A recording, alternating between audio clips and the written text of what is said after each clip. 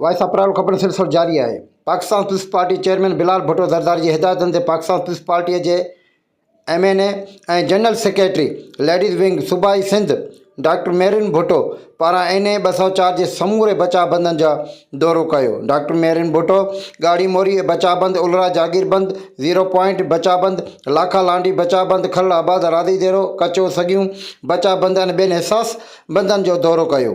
उलरा जागीर 0 point बचाव बंद ते एक्शन वी साइड खैरपुर जे इंजीनियर नबी बख्श लगारी ڈاڪٽر مھرين भुट्टे खे बचाव बंदन के हवाले से ब्रीफिंग ॾींदे चयो त ख़तरे की का भी ॻाल्हि न आहे, हिसास बंदन की मरम्मत जो कम हली रहियो आहे।